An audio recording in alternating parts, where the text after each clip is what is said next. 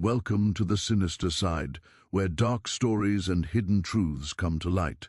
Before we begin, tell us in the comments which country you're watching from and what time of day it is for you. Now, let's uncover the sinister side. Don't forget to subscribe and hit the bell so you never miss a chilling story. Before the ocean learned his name, before iron learned the shape of his wrists, Jabari Mansa was known simply as Jabari, son of a line that remembered itself. He was born where the red earth held heat long after sunset, in a land braided by rivers that carried gold dust in their bends and stories in their currents. His people did not measure worth by the sharpness of a blade alone, but by memory, by how far back a man could trace his obligations to the living and the dead. Jabari was raised inside that remembering. From childhood he learned that power without restraint rots the hand that holds it, and that a ruler's first duty is to listen. The elders said he came into the world during a season of rare alignment, when the rains fell gently and the cattle calved without loss. His mother, Abeni, named him for endurance. His father, Mansa Kofi, did not object. The name fit the boy's quiet stubbornness, the way he watched before he spoke, the way he returned to a task until it yielded. In the evenings, as smoke from cooking fires threaded the village, Jabari sat among griots and hunters and traders who had walked the desert's edge. He learned the weight of words and the danger of forgetting them. He learned that history was not a line but a circle that demanded tending. By adolescence, Jabari was already marked for leadership. He moved easily among people of different ranks, spoke several tongues, and understood the arithmetic of trade as well as the rhythm of drums that carried messages farther than any runner. He was taught to read signs, how to tell when a neighboring kingdom prepared for war, how to hear fear in a merchant's smile, how to measure a promise by what was not said. The world he inherited was not a simple one. It was layered with alliances and rivalries, with caravans from the north and ships on the coast whose sails brought both wealth and ruin. Jabari knew the names of distant kings and the habits of foreign traders. He knew, too, that the hunger across the water had begun to change the balance of things. When his father died, not by battle but by a sickness that took him in a single night, the council looked to Jabari. He was young, but the people trusted him. He did not rule by spectacle. He traveled, listened, and negotiated. He tightened borders not with walls but with marriages and treaties. He punished raiders and compensated their victims. He expanded schools and insisted that children of artisans learn alongside children of nobles. He believed ignorance was the most efficient chain. Under his guidance, the kingdom prospered, not because it was ruthless, but because it was organized and alert. Yet prosperity attracts eyes. Along the coast, European forts multiplied like saws, their cannons pointed not only outward, but inland. Traders arrived with mirrors and muskets, with fabrics dyed brighter than any local loom could produce, with promises that curled like smoke. Jabari watched them carefully. He allowed trade, but he limited access, forbade the sale of captives taken unjustly, and insisted on inspection of goods. He sent emissaries to learn the traders' laws and weaknesses. He knew the danger lay not only in the foreigners' appetite, but in the divisions they exploited. It was an internal fracture that finally reached him. A neighboring ruler, weakened by drought and debt, began selling prisoners to settle accounts. Raiders pushed deeper inland, emboldened by firearms and impunity. Jabari convened councils, sent warnings, offered aid, and closed routes when warnings were ignored. He made enemies by doing so. Men who profited from chaos whispered that he was arrogant, that he hoarded wealth, that he planned to dominate them all. Lies traveled faster than messengers, especially when fed with coin. The night Jabari was taken did not announce itself with thunder. It arrived with familiarity. A delegation sought an audience, bearing gifts and requests for arbitration. Jabari agreed, bringing only a small guard, trusting the old codes of hospitality. The meeting began as many had before it, with polite words and shared cups. It ended with a betrayal so clean it felt unreal. Weapons appeared where there had been smiles. The guards fell. Jabari fought, not wildly but with a precision born of training and fury, yet numbers closed around him. He was struck, bound, and dragged away as dawn bled into the sky he had governed. They moved him quickly, avoiding main paths, trading him like contraband before his people could mobilize. At each stop, his name was shortened, twisted, replaced. He learned how fast a man could be reduced when those around him agreed to see only value, not personhood. He learned, too, how much power remained in refusing to surrender his inner shape. He counted steps, memorized faces, listened. Even in chains, he governed himself. By the time he reached the coast, the air tasted of salt and rot. The forts loomed, white and implacable, their walls scarred by weather and blood. Jabari was inspected as one might inspect livestock. Teeth checked, muscles prodded, scars noted. A number was assigned where a lineage had once sufficed. He observed the process with a calm that unsettled his captors. They mistook it for submission. It was not. It was reconnaissance. On the shore, he met others, men and women from dozens of places, speaking different languages, united by the same abrupt loss. Jabari listened to their fragments, piecing together roots and rumors. He shared what he knew when he could, quietly, careful not to attract attention. He taught breathing to steady panic. He reminded them that the body could be bound while the mind remained mobile. In the nights before embarkation, he whispered histories into the dark, anchoring people to something older than the chains. The ship was a wooden mouth that swallowed them whole. Below deck, air thinned and time broke. Jabari marked days by the rhythm of waves and the patterns of suffering around him. He learned the guards' habits, the cadence of their steps, the moments when vigilance slackened. He spoke to those near him in turns, conserving voice and strength. He organized in the only way possible, through attention, who was sick, who was despairing, who still had fire. He shared water when he could, redistributed hope like rations. Violence was constant but not spectacular. It was the grinding kind that seeks to erode. Jabari resisted erosion by remembering names. He assigned new ones when originals were lost, making sure no one became only a number. When a man died, Jabari committed his story to memory, promising to carry it forward. The sea could take bodies, but it would not have narratives easily. When land finally appeared again, it was not relief that Jabari felt but resolve. He had learned enough to understand the scale of the machine he had entered. He also understood its weakness. It depended on fear and fragmentation. As they were marched and sold, he watched the buyers, the overseers, the small rituals of domination. He filed away details, building a map that had nothing to do with geography. On the plantation assigned to him, Jabari was renamed again, the syllables harsh and foreign. He answered when required and withheld when possible. He worked hard enough to survive, and no harder than necessary to be exploited. He listened more than he spoke.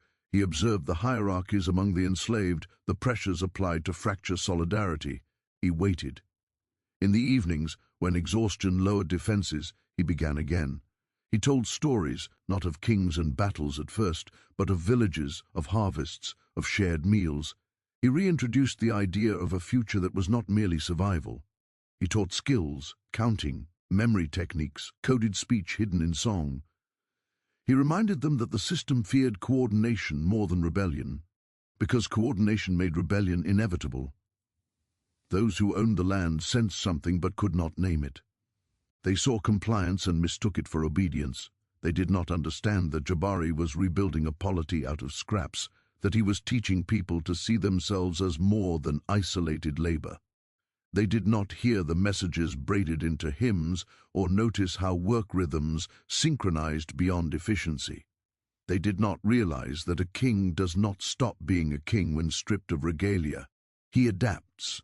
This was the man America would later try to erase, not because he led a famous revolt or left a tidy archive, but because his existence contradicted the story the nation told itself. Jabari Mansa embodied a truth too dangerous to acknowledge, that those enslaved were not blank slates, not raw material for civilization, but carriers of civilizations already formed. He represented continuity where the system demanded rupture. Long before his name vanished from ledgers and his story was scattered into whispers, Jabari understood the stakes. Erasure was the final weapon. Memory, therefore, was the first defense. And so, even in the beginning, Before chains, before ships, before the long night. He had been preparing for this war, teaching his people that what is remembered can be reclaimed, and what is reclaimed can never be fully owned.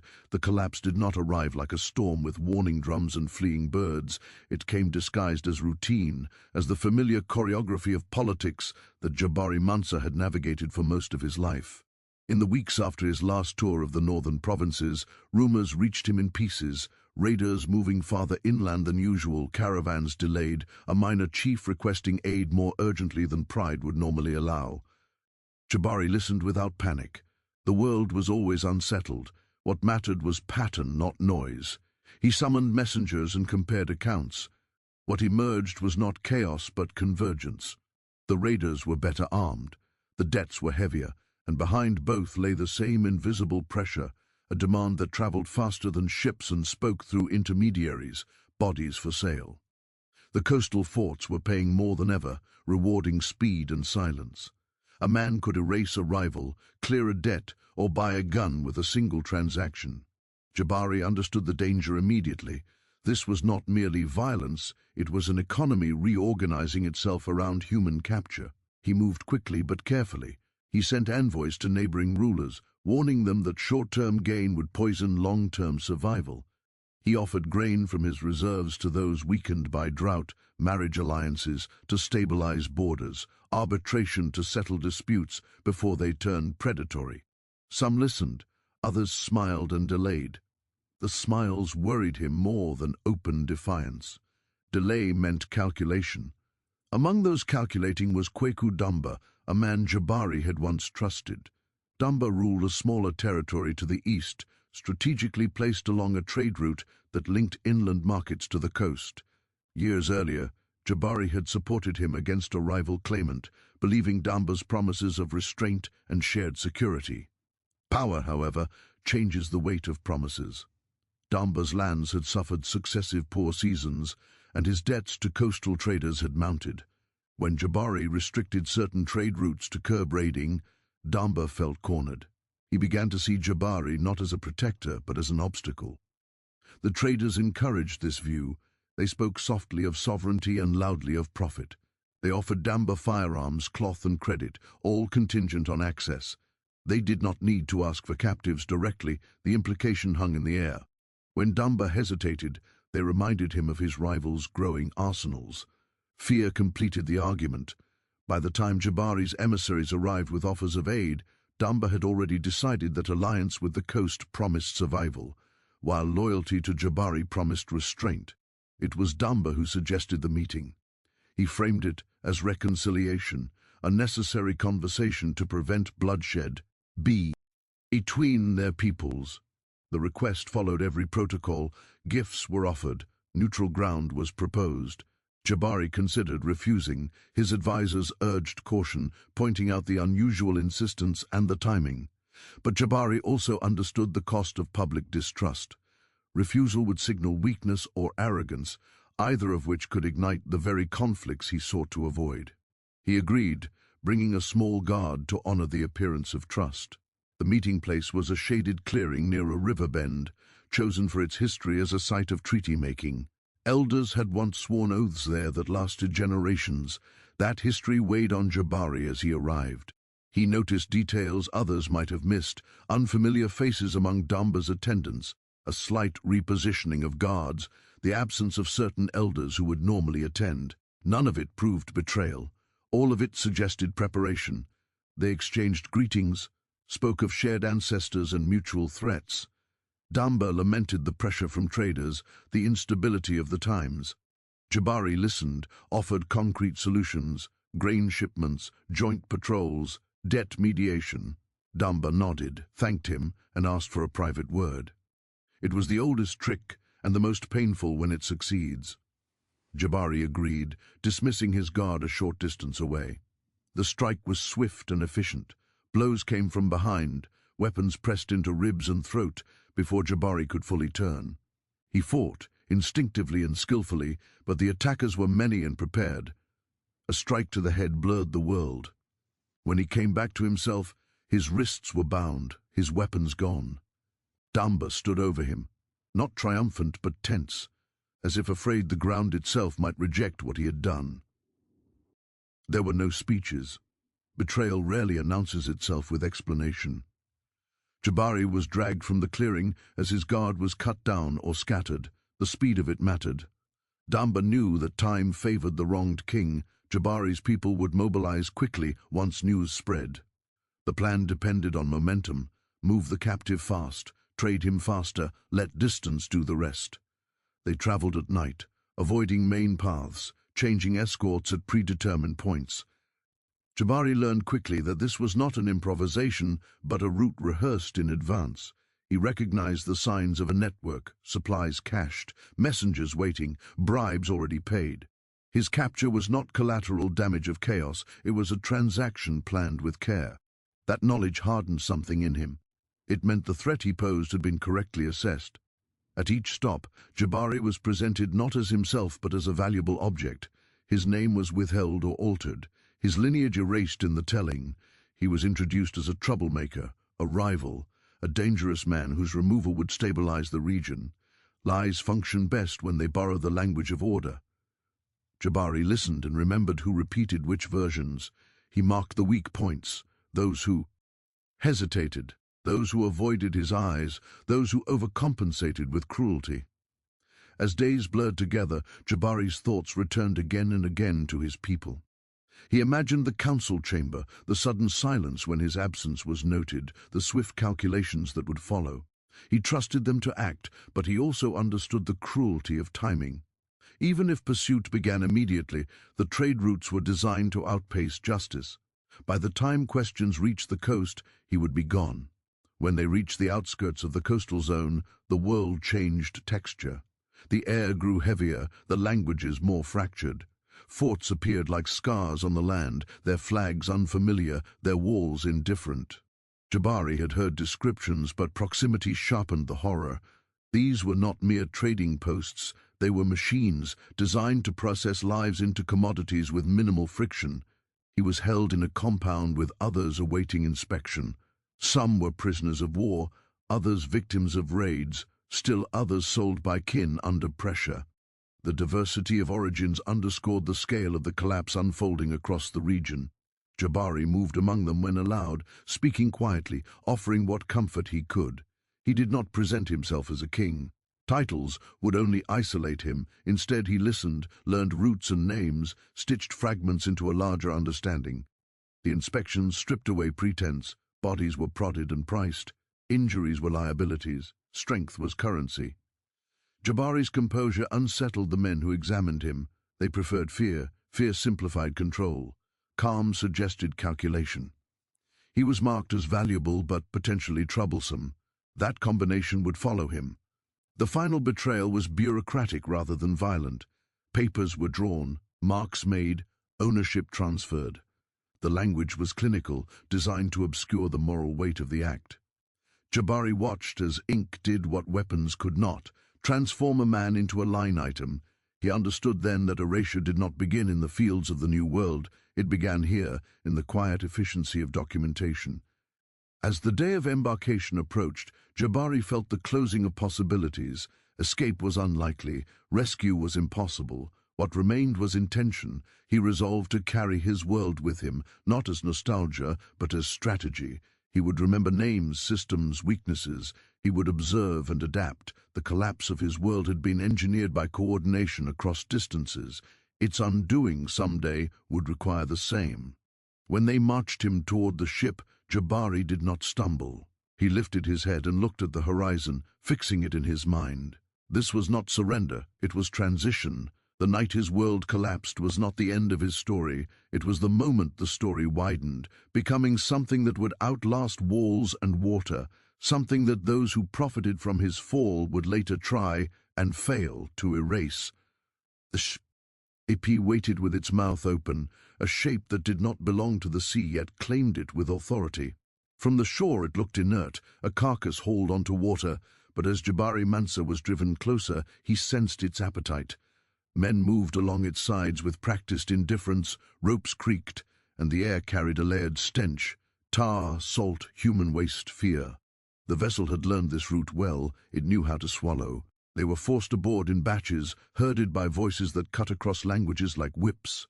Jabari kept his eyes open, not in defiance but in study. He watched the way guards positioned themselves, the way the captain avoided looking too closely at the cargo, the way the deckhands hardened their faces to do their work. He noted the slope of the ladder into the hold, the narrowness designed to slow resistance, the chains already waiting. The ship had been prepared long before the first foot touched wood. Below deck, time broke apart. The ceiling pressed low, forcing bodies into contortions that would become permanent. Shackles bit skin, air thinned quickly, each breath contested by the next. Jabari felt the weight of proximity, the heat of dozens of bodies, the sound of sobbing that turned hoarse within hours. The darkness was not total. Thin seams of light leaked through planks above, enough to reveal eyes adjusting, searching.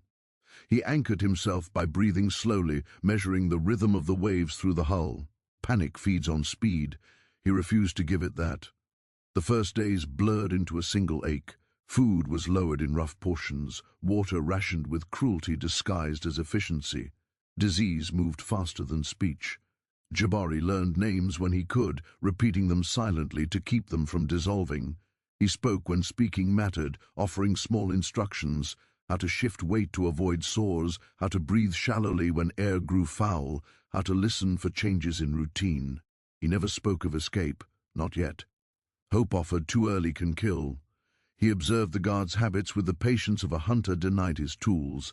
They walked the length of the hold at predictable intervals, counted chains with bored precision, kicked bodies to provoke movement. There were moments, brief and dangerous, when vigilance thinned, during storms, during drunken evenings, during the quiet after punishment, when guilt demanded distraction. Jabari stored these moments, not as plans, but as possibilities. The sea taught him patience. At night, when exhaustion dulled cruelty's edge, he leaned toward those nearest him and whispered stories. Not myths of invincible heroes, but ordinary memories, market days, the smell of rain on dust, a child's laugh. These were not indulgences, they were tactics. Memory reassembled the self, piece by piece. Without it, the ship would finish its work long before land appeared. He noticed how language itself became contraband. Words traveled cautiously, passing hand to hand like water. Jabari spoke in fragment, T's that crossed tongues, borrowing rhythm where vocabulary failed. He taught a counting method that hid numbers in breath and blink, a way to signal without sound. He introduced a song whose melody was simple enough to survive exhaustion, whose lyrics could shift meaning depending on emphasis.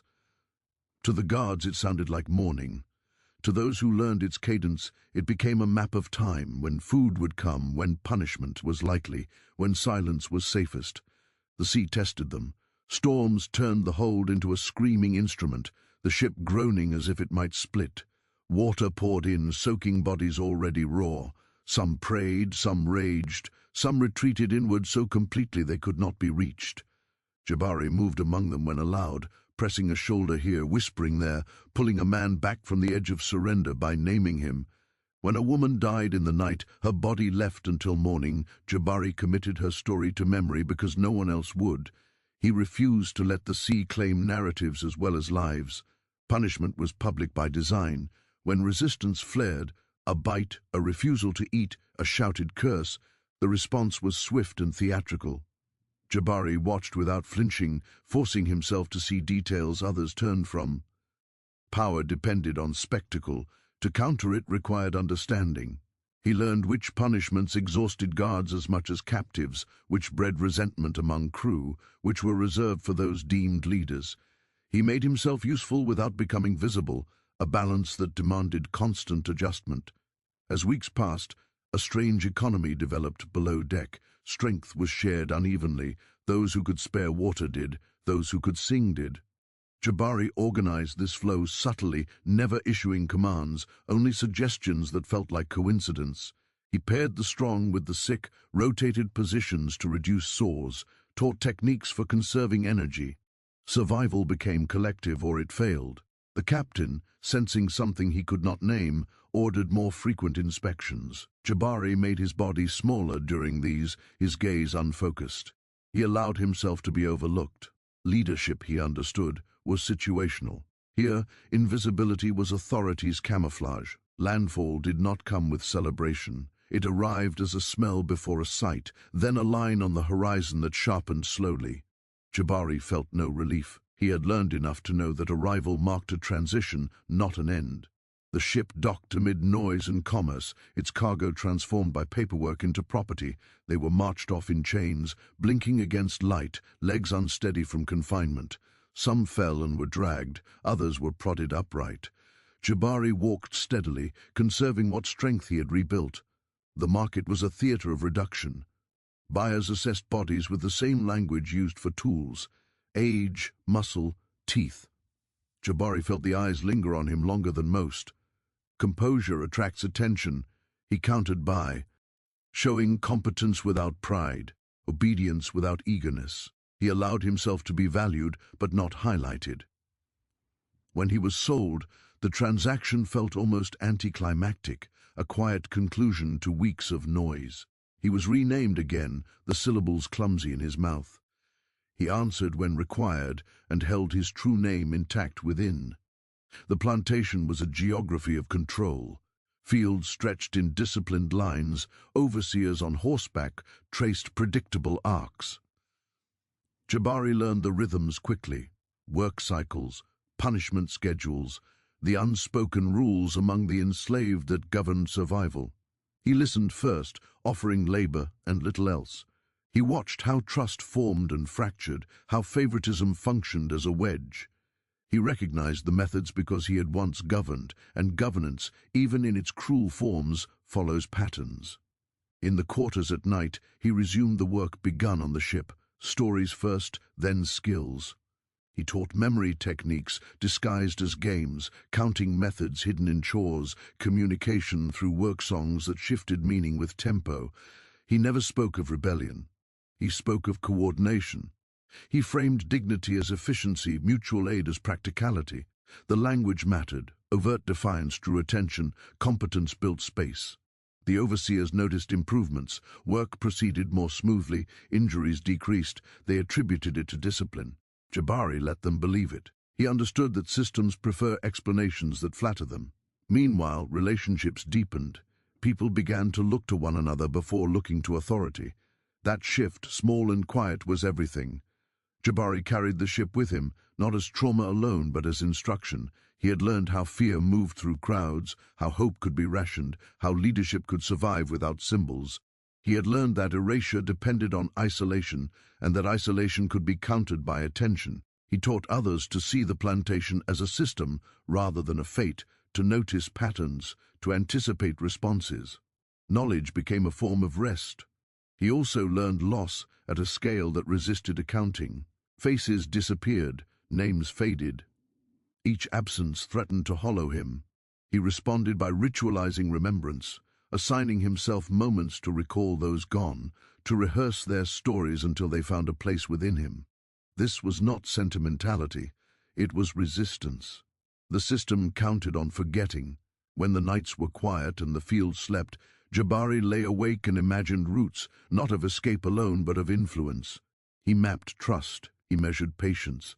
He understood that change here would not look like a single blaze, but like a slow rewiring of assumptions. He accepted the long horizon without surrendering urgency. Time, he had learned, could be bent. The middle passage had been designed to unmake him. It had failed. It had taught him the enemy's tools and revealed its dependence on fragmentation. Jabari emerged carrying a library cheat. At no ledger could record, a network that no chain could bind. Those who profited from the voyage believed the sea had washed his past away.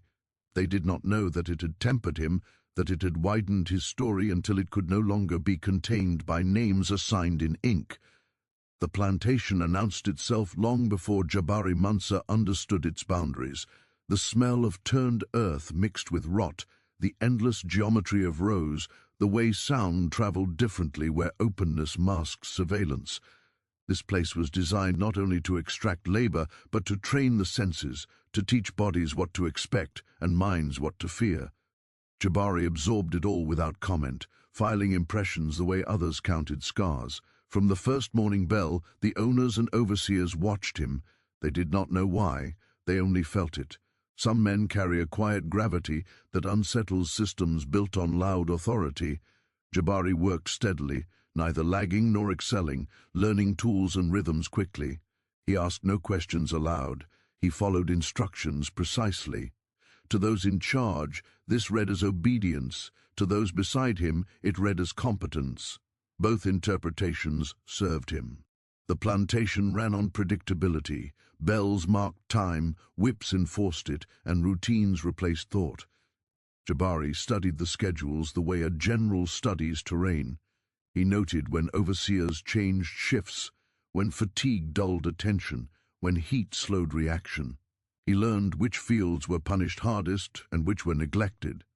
He noticed that fear was applied unevenly, targeted at those who inspired confidence in others. The pattern was crude but effective. It also revealed where pressure points lay. At night, in quarters built to compress bodies and discourage conversation, Jabari listened. People spoke in half-finished sentences, in sighs and gestures, in jokes that landed too close to despair. He learned who had been here longest, who had arrived recently, who had lost family on the auction block. He did not rush to comfort. He let stories surface at their own pace. Trust, he knew, was a resource more fragile than strength. The overseers sensed something forming and responded with proximity. Jabari was reassigned frequently, moved between crews under the pretense of efficiency. It was a common tactic, prevent bonds from solidifying. He adapted by becoming fluent in the small differences between groups, learning names quickly, remembering favors, offering help without ceremony. He never positioned himself as central. Influence flowed laterally, not upward. One overseer in particular, a man named Harlan, watched Jabari with narrowed eyes. Harlan prided himself on intuition, on spotting trouble before it bloomed. He tested Jabari with petty humiliations, unnecessary corrections, public rebukes, extra assignments. Jabari accepted them without visible reaction, adjusting his posture just enough to signal submission. Inside, he measured Harlan's limits. Men like Harlan depended on reaction to justify escalation. Denied that, they often overreached. The plantation feared literacy more than violence. Books were locked away, numbers guarded by a few trusted hands. Jabari had learned long ago that knowledge did not require paper to survive. He taught counting through planting rhythms, geometry through spacing rows, memory through repetition disguised as song. Children learned quickest, then taught elders in turn. The overseers heard only noise. They did not understand that the noise carried structure. There were moments when Jabari felt the weight of his former life press close, when disputes arose and people looked to him instinctively, when decisions needed making quickly. He resisted the urge to command. Authority here had to be invisible. Instead, he framed choices as questions, nudged consensus quietly, let others take credit. Leadership, he had learned on the ship, could survive without acknowledgement. Fear was the plantation's currency and punishment its language. When it came publicly. Jabari watched, cataloguing reactions. He noticed how cruelty exhausted its practitioners, how spectacle required maintenance. He noticed which punishments backfired, breeding silent solidarity rather than compliance.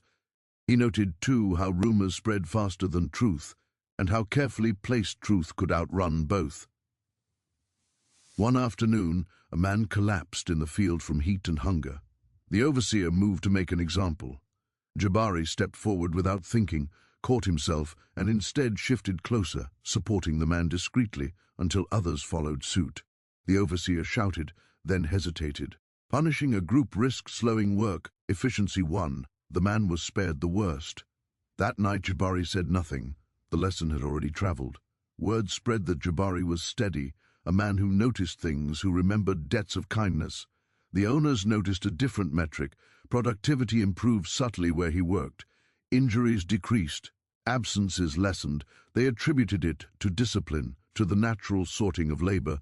They did not consider that coordination could arise without orders. Harlan escalated. He assigned Jabari to break horses, a dangerous task meant to humble. Jabari approached it with patience, reading the animal's fear rather than meeting it with force. The horses responded. Harlan's irritation deepened into something like unease. Skill that could not be beaten out posed a problem. The plantation's fear sharpened into policy. Jabari was forbidden from speaking during work. He complied, communicating instead through gesture and timing. Silence, he discovered, could be louder than words. People learned to read pauses, to anticipate needs. The system mistook this for docility. At night, Jabari shared fragments of history, not names of kings now, but stories of communities that survived drought, siege, exile. He framed endurance as intelligence, patience as strategy. He never promised freedom. He promised coherence. In a place designed to fracture identity, coherence was radical. The owners convened meetings more frequently. Records were checked and rechecked. They could not articulate the problem, only its symptoms, an undercurrent they could not trace, a sense that control required increasing effort for diminishing returns.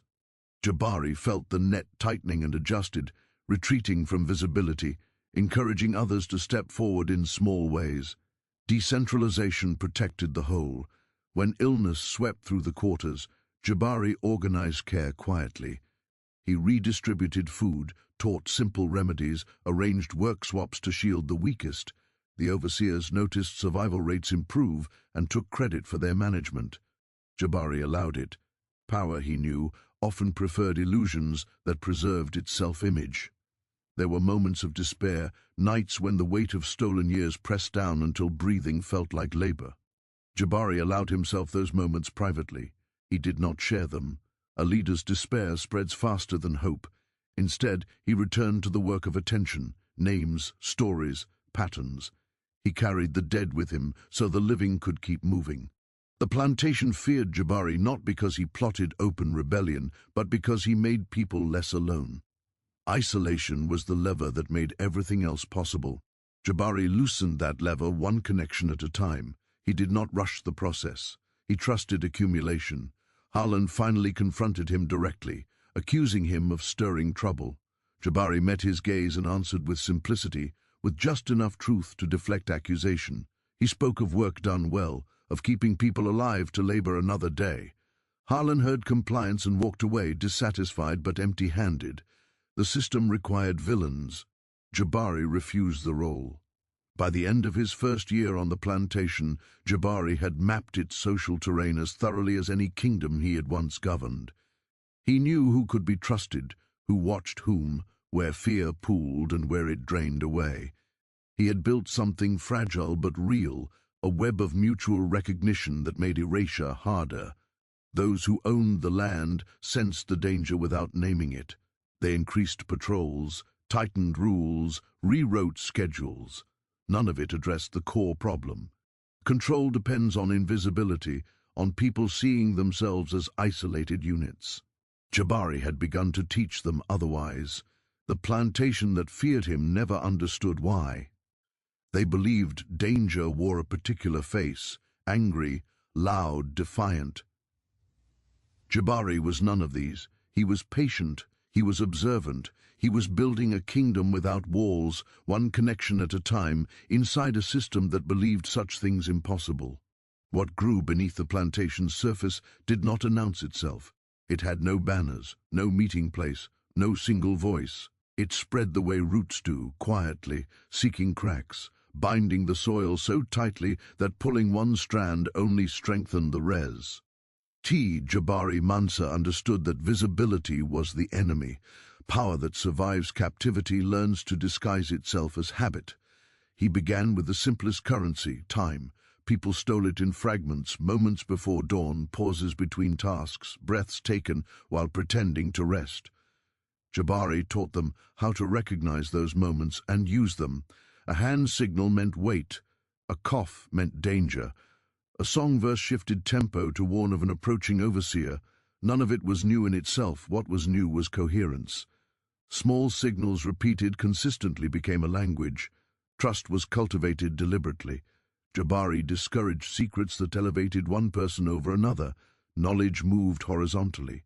If one person learned something useful, a guard's weakness, a safer path, a way to stretch rations, it was passed along quietly until it belonged to everyone. This frustrated the plantation's logic.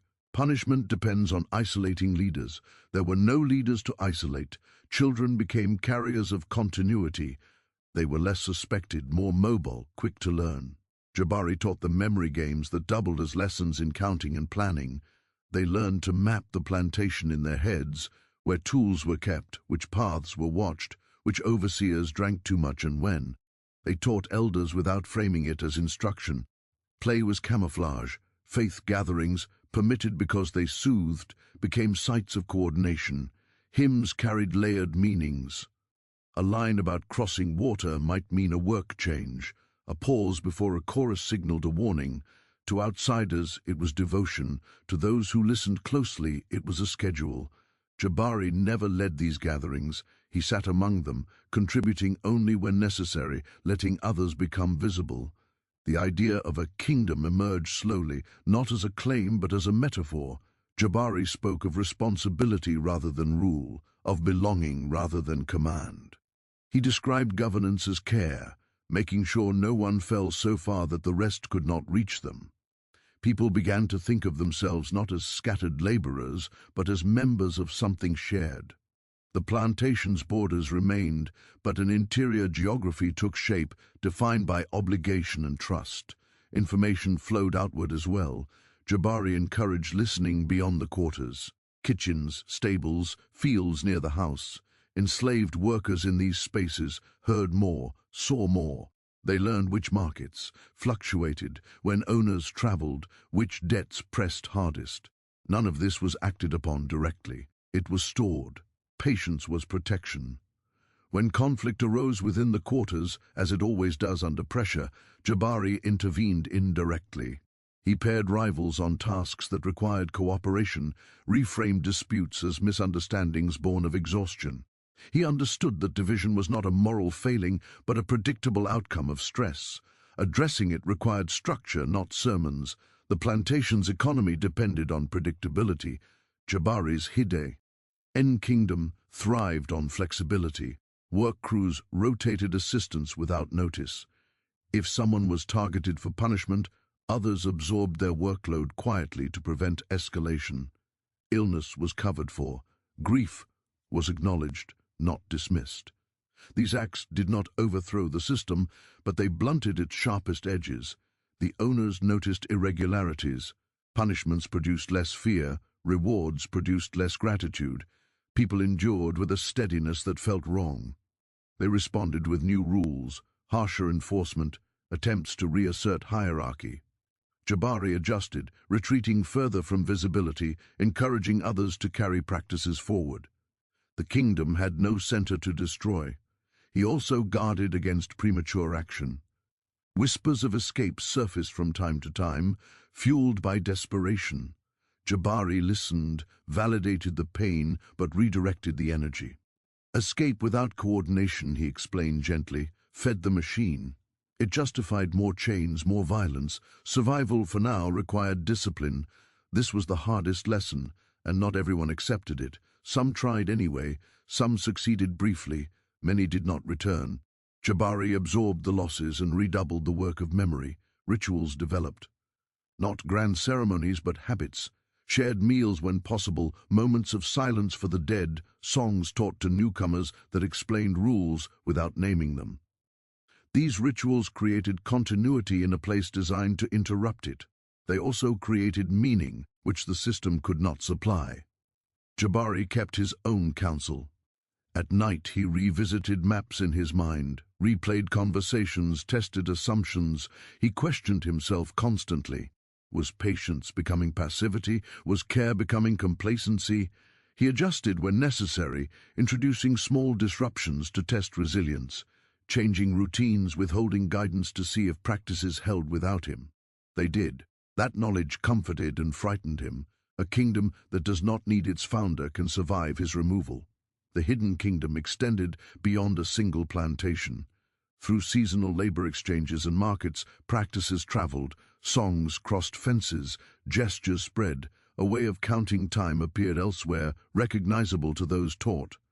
Jabari never claimed credit. Anonymity was the shield. The overseers sensed coordination without evidence. They increased surveillance, recruited informants. Jabari responded by flattening incentives. There were no privileges to betray. Benefits were shared immediately. Informants found themselves isolated not by punishment but by irrelevance. Their information changed nothing. They stopped offering it. Violence flared unpredictably, as it always does. Jabari mourned each loss privately and publicly honored resilience. He refused to let brutality define the community's self-image. "We are not what is done to us," he told them quietly, often.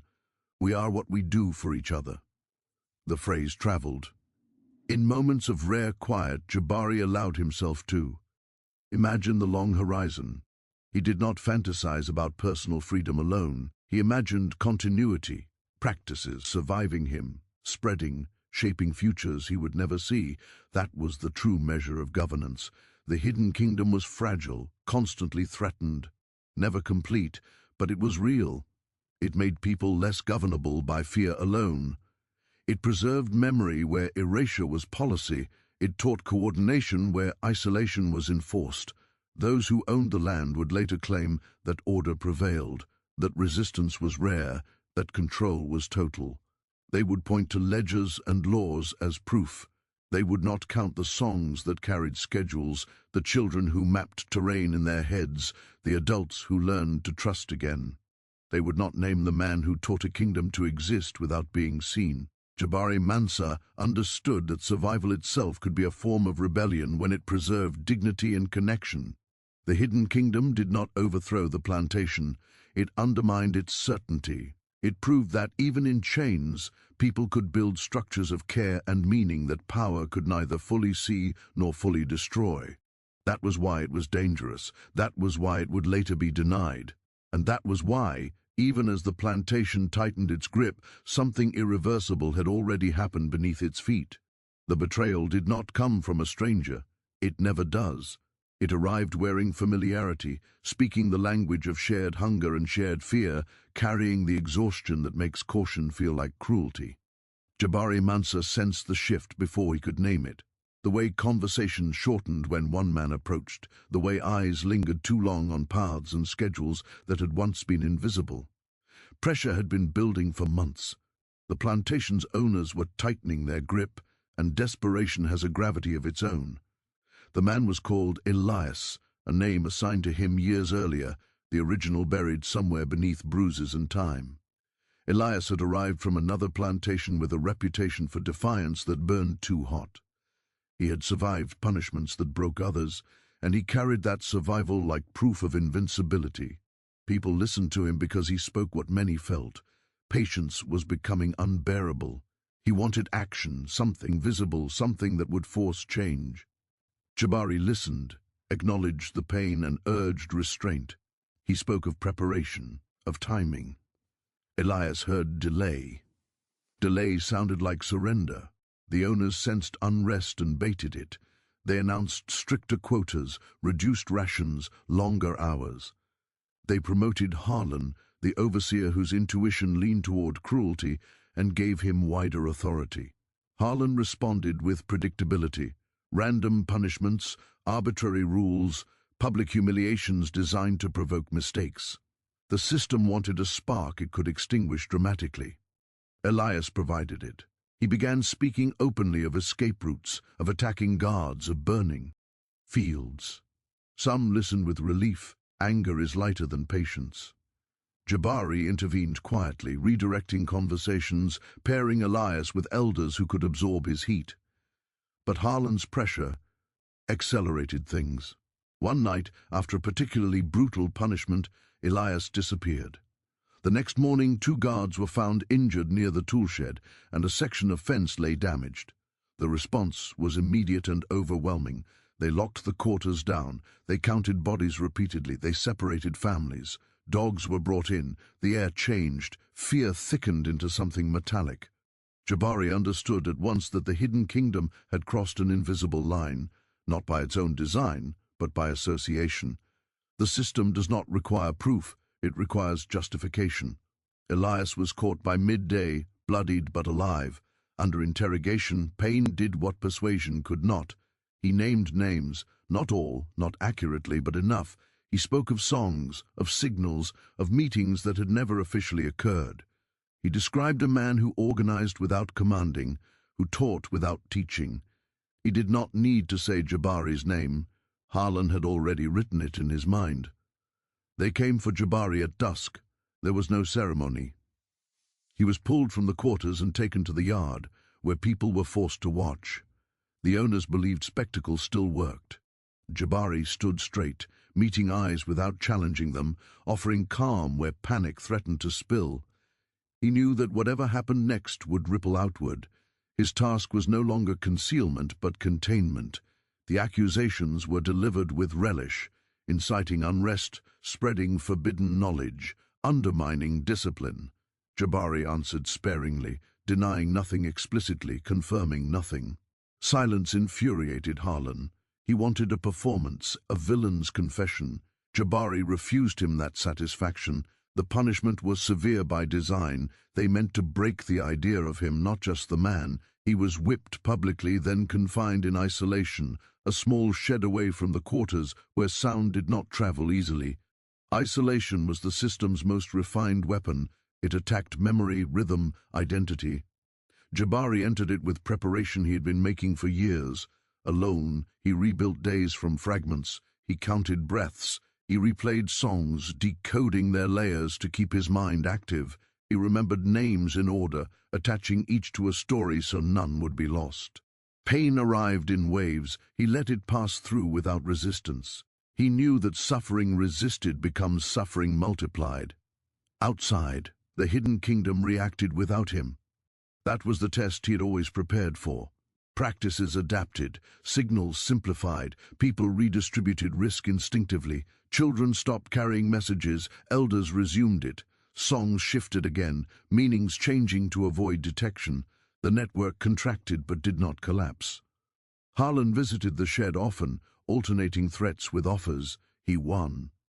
Ted Jabari to admit leadership, to name accomplices. He promised lighter treatment in exchange. Jabari listened politely and declined without drama. He spoke of work, of keeping people alive. He framed coordination as compassion. Harlan heard manipulation. He left frustrated. The owners debated Jabari's fate. Execution risked martyrdom. Sale risked spreading influence elsewhere. Keeping him risked nothing they could quantify but everything they could feel. In the end, they chose containment. Jabari was reassigned to the harshest labor, watched constantly, forbidden from speaking during work or gatherings. The goal was attrition. Let time finish what punishment had begun. Jabari returned to the fields thinner, slower, marked. People avoided him at first, fear overriding loyalty. He expected this. Trust retreats under surveillance. He did not rush to reclaim influence. He focused on survival, on doing the work set before him. Gradually, glances returned, then nods. He answered questions with gestures, with pauses, with the old signals adapted for new constraints. Leadership resumed its invisible shape. Elias did not survive the month. His death was announced as a cautionary tale. Jabari mourned him privately, acknowledging the cost of impatience without condemning it. Desperation was the system's ally. It made betrayal predictable. He carried Elias's story alongside the others, another reminder of stakes. The betrayal changed everything and nothing. It stripped away illusions of safety and confirmed the plantation's fear. It forced the hidden kingdom to evolve, to become leaner, quieter. It proved that visibility was fatal and redundancy essential. It also revealed the system's limitations. Even with names, even with punishment, it could not dismantle what it could not fully see. Jabari learned new lessons in this phase. He learned how trauma fractures trust and how carefully it must be repaired. He learned that silence could be mistaken for absence and used that to advantage. He learned that endurance under scrutiny required humility, the willingness to let others lead, to accept marginalization without resentment. The owners congratulated themselves on restoring order.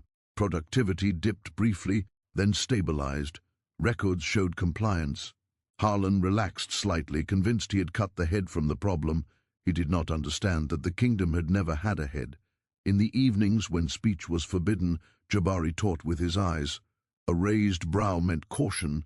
A slowed movement meant wait. People learned again to read one another. What had been taken away sharpened what remained. Constraint became refinement. The betrayal also clarified Jabari's horizon. He understood that his story would not end in triumph here. It would end in transmission. The goal was no longer to build, but to seed, to ensure that practices could travel beyond this place, survive beyond him.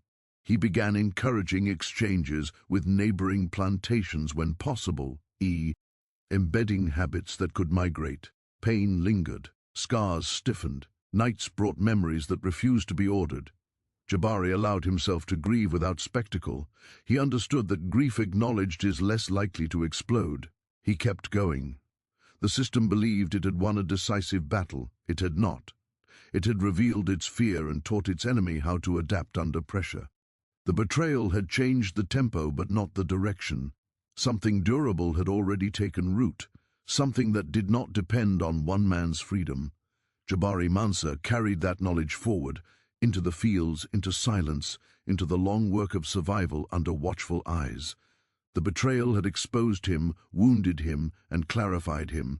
It had shown the cost of visibility and the power of patience. And it had confirmed what he had known since the night his world collapsed. Erasure fails when memory learns how to hide. Erasure did not arrive with flames alone. It came with ledgers, with careful hands and deliberate omissions, with ink that knew exactly what it was doing. The plantation's owners believed that control extended beyond bodies into memory itself, that if a thing was not written, or if it was written incorrectly, it would cease to exist. Jabari Mansa learned this lesson the day his name vanished. After the betrayal, records changed subtly. He was reassigned a new designation, a simplified mark that fit neatly into columns. Ages were adjusted, skills reassigned, infractions misattributed. Where once there had been notes about competence and steadiness, there was now only silence. The absence was intentional. Men who frightened systems are not argued with, they are footnoted out of existence. Harlan oversaw the process with satisfaction. He believed that if Jabari's influence could not be crushed publicly, it could be starved privately. Restrictions tightened. Jabari was barred from certain work areas, rotated constantly, denied proximity to those he had once taught. When new arrivals asked about him, they were told nothing or worse. Half-truths about troublemaking, warnings about association. Lies function best when they pretend to be advice. Jabari responded by shrinking further into the margins. He accepted obscurity without complaint. Obscurity, he understood, was a kind of camouflage. While the owners rewrote their books, he rewrote methods. Practices became simpler, harder to trace. Songs lost verses, signals shortened. The network learned to function on less, a discipline born of scarcity. The erasure extended outward. Plantation meetings produced new rules about gatherings, about movement, about speech. Faith assemblies were curtailed, then repurposed under supervision. Children were separated more aggressively from elders. The system was adapting, learning to recognize patterns without understanding them. Jabari watched and adjusted again, urging others to do the same. Some resisted the erasure by clinging harder to the past, by repeating Jabari's name in whispers, by turning memory into defiance. Jabari discouraged this gently. Names draw lines, lines draw attention.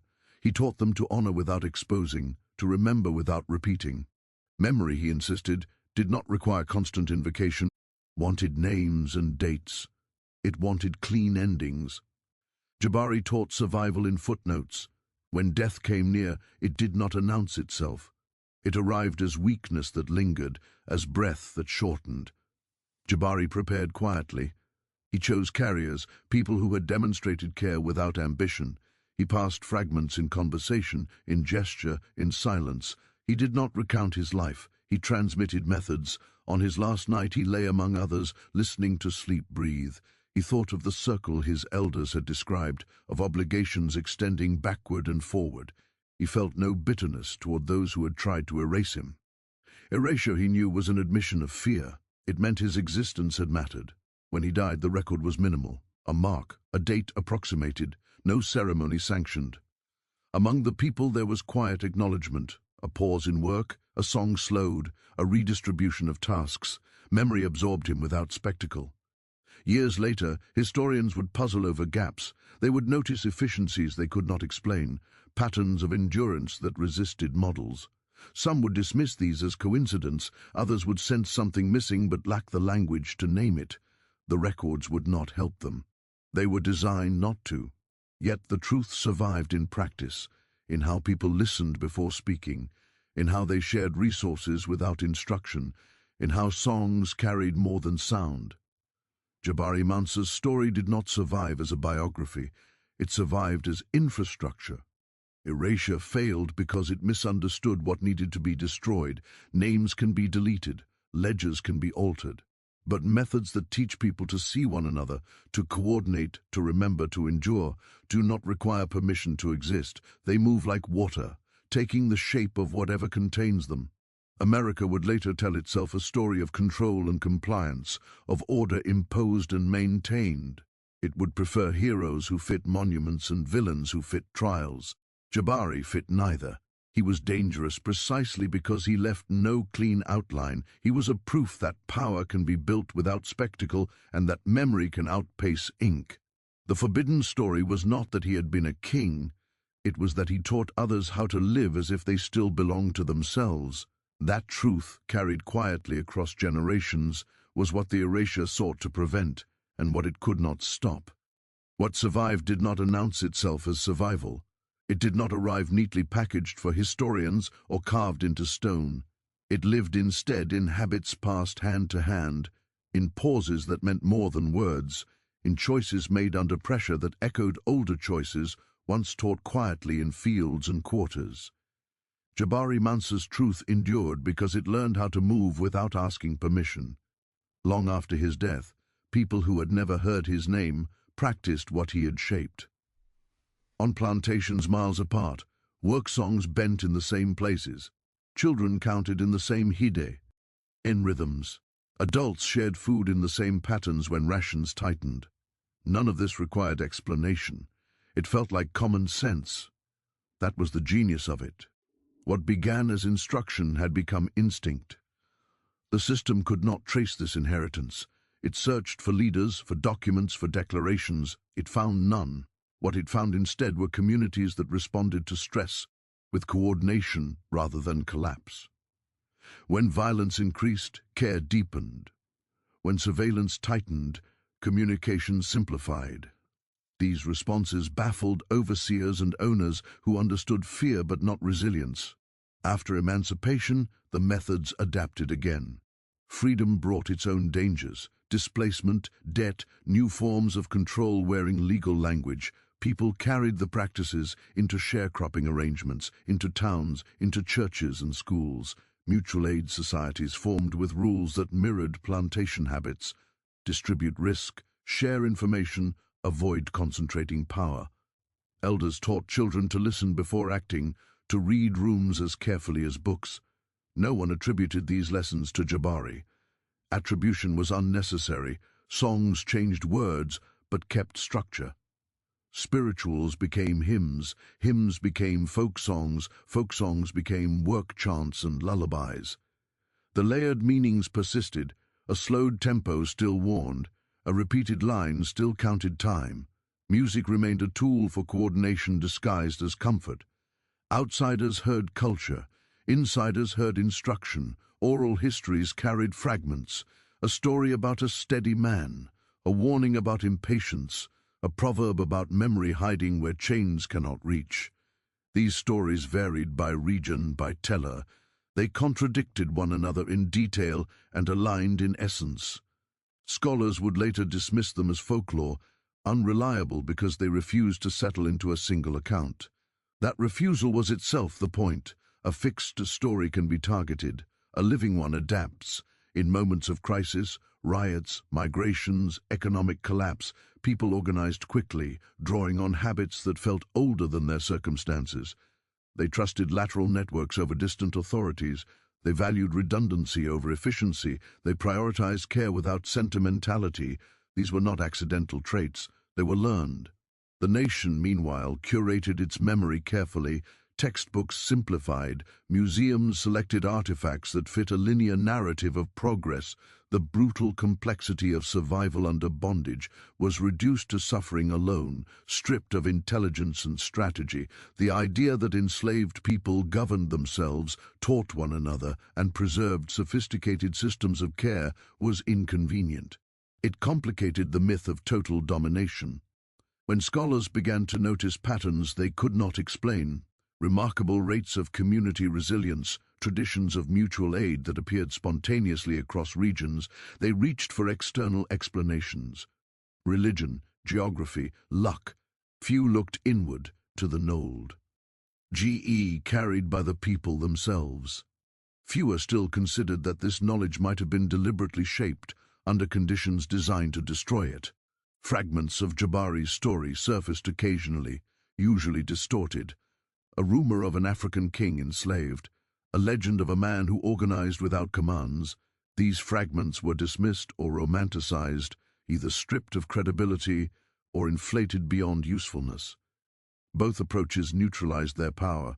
The truth lay in neither denial nor myth, but in practice. Descendants felt the inheritance without naming it. A grandmother insisted on sharing food evenly. A father taught his children to watch patterns before making decisions. A community leader discouraged spectacle and urged patience, coordination, care. These choices felt personal. They were collective memory expressing itself. In the 20th century, movements for justice drew unknowingly on the same infrastructure. Organizers emphasized decentralized leadership, mutual aid, coded communication. Songs became rallying cries layered with instruction. Elders cautioned against premature action, urged preparation and solidarity. These strategies were praised as innovation. In truth, they were continuity. Attempts to erase this lineage continued. Surveillance evolved. Infiltration refined itself. Narratives were shaped to focus on charismatic individuals rather than collective practice. The same mistake repeated: target the visible and ignore the invisible. Each time, the underlying methods adapted and endured.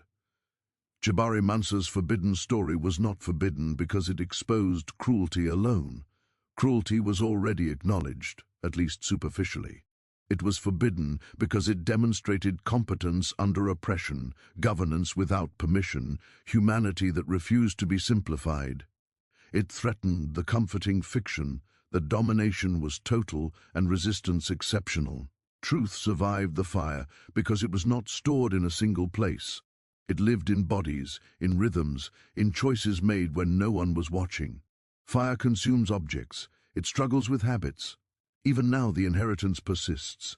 In neighborhoods that organize care before crisis, in communities that distrust centralized authority and invest in relationships, in the quiet understanding that survival is a collective act.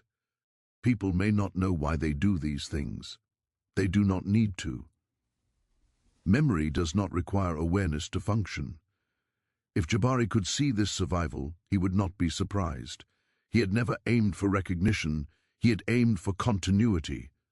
He understood that freedom was not a single event, but a capacity built over time, the ability to see one another, to coordinate, to endure without becoming what oppressed you. America tried to erase him because erasure was the only response available to a system confronted with its own limits. Acknowledgement would have required reckoning with the intelligence and agency it denied. It chose silence instead. Silence F.A. A truth that survived was not written down neatly. It was lived. It still is. And every time people choose care over isolation, patience over spectacle, coordination over chaos, they echo a lesson taught long ago by a man whose name was taken, but whose work was not. That is why the story could not be erased forever. It learned how to hide in plain sight.